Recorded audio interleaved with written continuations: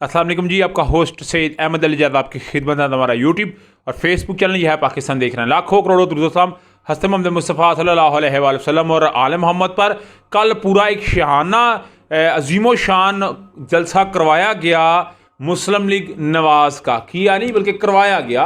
और आप समझ सकते हैं कि किस तरह आवाम थी और किस तरह वो लोग लाए गए। मैंने पिछले वीलॉग में आपके साथ एक्सप्रेस न्यूज़ की एक खबर ब्रेक की कि एजेंसियाँ क्या कहती हैं कितने लोग हैं, मगर इन्होंने कितने पोर्ट्रेट किए। 10,000 के करीब जो है वो पुलिस वाले वहाँ पे सिक्योरिटी पे तैनात थे। मगर कल ग्रेटर इकबाल पर यानी कि मीनार पाकिस्तान के अंदर मुस्लिम लीग नून ने अपना जलसा किया और बड़ा उन्होंने अपने मुताबिक अजीम शान एक जलसा किया। नॉन न्यूज़ की भी खबर आपके साथ शेयर करूँगा। BBC की इससे पहले मैंने खबर ब्रेक की थी। मगर आज काहना के अंदर, काहना बेसिकली कसूर के करीब एक इलाका लगता है, तहरीक इंसाफ को वहाँ पे इजाज़त दी गई कि जी आप जलसा कर सकते हैं। कल वही कमिश्नर, कल वही DCO, कल वही बिलाल कमियाना जो CCP है वो नवाज शरीफ साहब को सल्यूट कर रहे थे।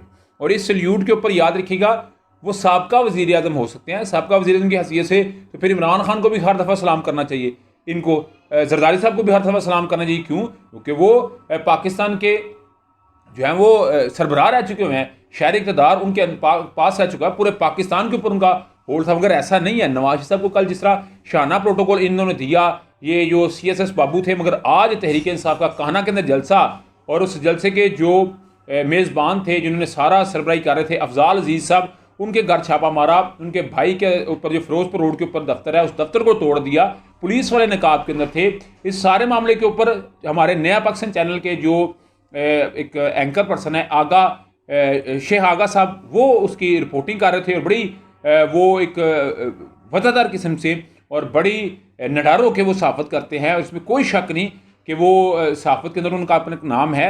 तहरीक इंसाफ का एक बहुत बड़ा नाम नया पाकिस्तान चैनल, जो एक मेरा ख्याल है एंकर इमरान रियाज के बाद तहरीक इंसाफ की आवाज़ है, तो उनके जो एंकर पर्सन है आगा शेख साहब, उनको गिरफ़्तार कर लिया और पुलिस ने गिरफ़्तार किया।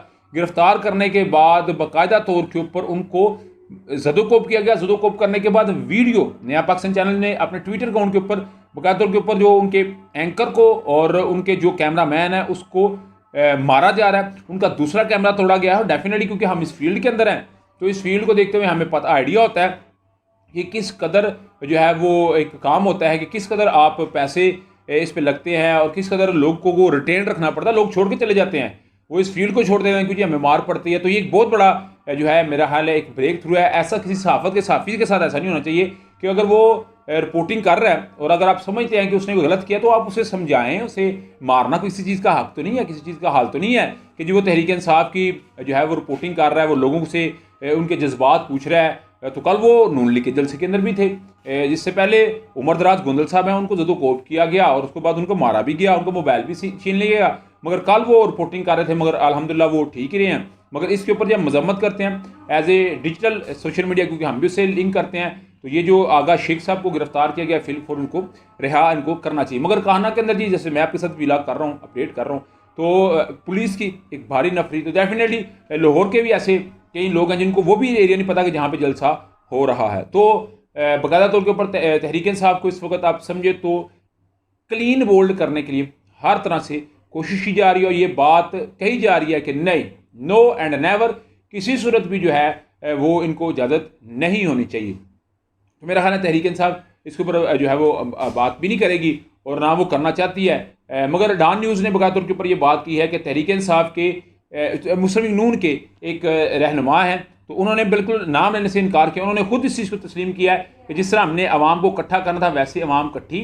नहीं हुई। और इसमें कोई शक भी नहीं है कि आवाम बड़े निचले लेवल के ऊपर ड्राउन चल रहा था और मेन स्ट्रीम मीडिया के ऊपर बहुत सारे चैनलों के ऊपर पाबंदी थी कि आपने इसको लाइव नहीं दिखाना, कुछ को इजाज़त थी कि आप इसको लाइव दिखाएं, तो ये भी एक हिस्सा था। मगर तहरीक इंसाफ को इजाज़त नहीं दे रही। तो नून लीग के जलसे के ऊपर पीपल्स पार्टी का बयान आया है। पीपल्स पार्टी ये बात कहती है कि ये जो एक नून लीग ने कट किया बिल्कुल नाकाम कट है और एक मुजरम को, एक उन्होंने ये कहा, नवाज शरीफ का उनके एक मुजरम को इस तरह का जो है वो प्रोटोकॉल मिलना और उस मुजरम का इस तरह आवाम के सामने आके बात करना, ये कोई बात काबिल कबूल नहीं। मगर पीपल्स पार्टी भी समझदार है। पीपल्स पार्टी को पता है कि अगर हम भी इस पे ऊपर बात करते हैं कि हम उसको मुजरम नहीं कहते तो हमारी दाल नहीं बिकेगी, और लोग हमें बयानिया हमारा खरीदेंगे नहीं। अगर हम जलसे को नाकाम नहीं कहेंगे तो तब भी हमारा मामला नहीं चलेगा। मगर ओवरऑल अगर आपको मैं बताऊं तो सिस्टम की मैं 2 चीज़ें आपको बता रहा हूँ कि एक साइड पे किसना शहाना प्रोटोकॉल है, तो दूसरी साइड पे इनको स्टक करने का पूरा एक तरीका है। और इस वक्त भी गिरफ्तारियों का अमल जारी है। तहरीक इंसाफ ने ऑफिशियली ये बात बताई है कि हमारे 40 से 50 लोगों को इस वक्त तक गिरफ्तार कर लिया गया हुआ है। मगर एक मामला था जो आपके साथ शेयर करना था, मगर अभी तक का व्लॉग तब तक अपडेट थी। व्लॉग की वीडियो पसंद आए तो फिर चैनल को लाइक सब्सक्राइब अपने दोस्तों शेयर कर लीजिए। नेक्स्ट वीडियो तक के लिए होस्ट को इजाज़त, अल्लाह ताला का हम अस्सलाम वालेकुम।